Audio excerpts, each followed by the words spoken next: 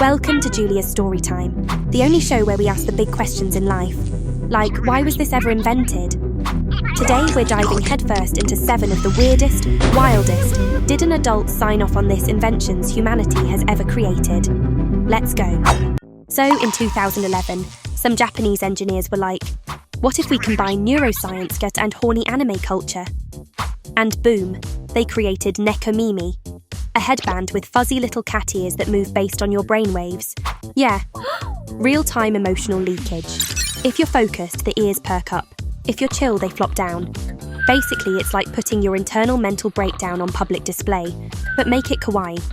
These weren't cheap either. They retailed for $90, which is almost insulting when you realise what you're buying is a glorified mood ring for your forehead. But oh, the cosplay community. They ate it up. Tech bros, introverted furries, TikTokers who whisper into microphones. This was their Super Bowl. There were even LED versions, pink ones, black ones. Because nothing says, I'm emotionally unstable but adorable, like light-up ears twitching during your job interview. You can still find them online if you dig deep enough into anime merch hell. But fair warning, if you wear these on a first date and your ears drop when they mention NFTs, congrats, you're single again. Because nothing says, trust me, like a headband that twitches when you're lying. Imagine driving inside a giant metal hamster wheel at 30 miles per hour. That was someone's actual dream in 1932. Enter the Dinosphere. It's basically a giant steel donut with a seat bolted into the middle. No real brakes, no safety features. No idea why anyone thought this was a good idea.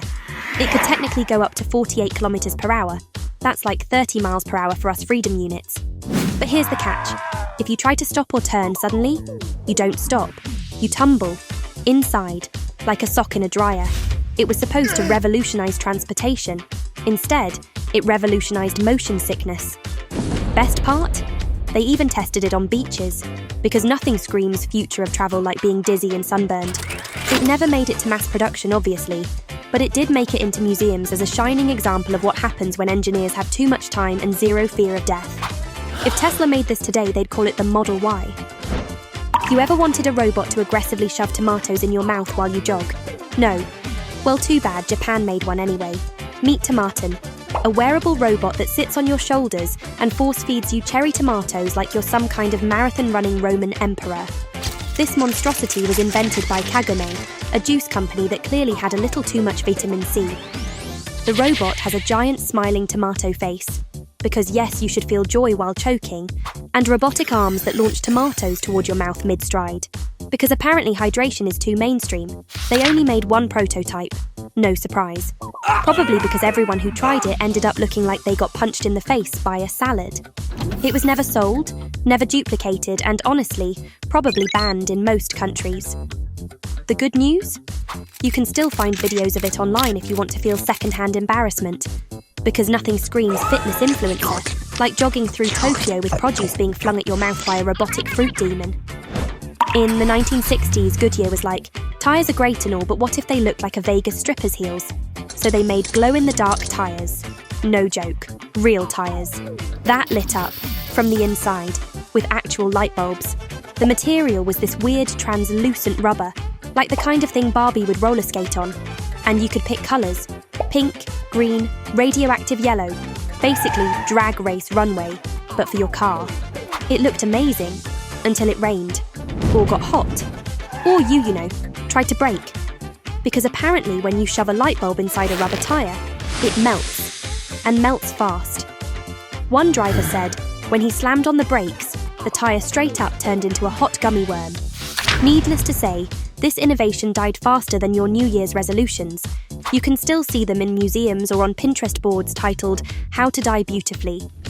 Because nothing says, I'm a responsible driver, like setting your tyres on fire at a stoplight. Japan, again, because who else would invent a hat with a full roll of toilet paper mounted on top? The pollenallergy helmet is exactly what it sounds like. A giant helmet with tissue paper unrolling from your skull like you're the Statue of Liberty, but allergic to everything. It was invented by Kenji Kawakami, who is either a genius or an agent of chaos. The helmet was designed to help hay fever sufferers in spring. You sneeze, you pull, you blow. It's efficient, it's practical, It's also the fastest way to become a walking birth control ad. It was never mass-produced. Shocker. Because while people want to breathe better, they also want to keep their dignity. And you just can't maintain eye contact with another human when you've got a Charmin tower growing out of your scalp. On the bright side, no one's going to sit next to you on the subway. So hey, social distancing win? Okay. So apparently in the 1930s, some guy looked at his book, looked at his pillow and said, "Why should I move when my eyeballs can do the work?" So he created periscope glasses, aka glasses with mirrors that let you read while lying flat on your back. In theory, genius. In practice, you look like a submarine commander who's just given up on life. These things are clunky, heavy, and give you the sex appeal of a science fair project. But they're still around today.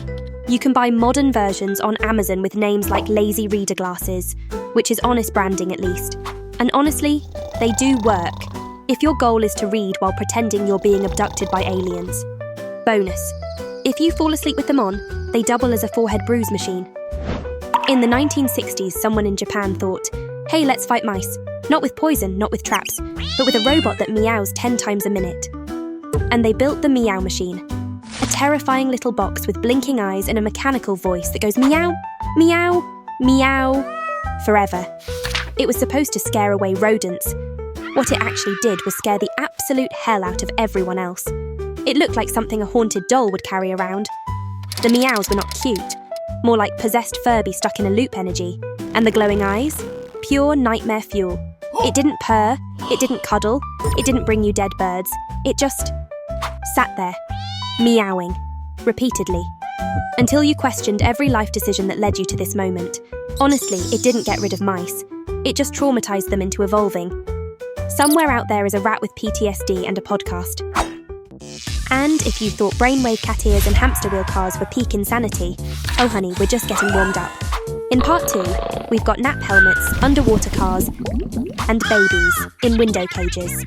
So don't miss it. Hit subscribe and join me for the second half of the madness. Trust me, it gets dumber.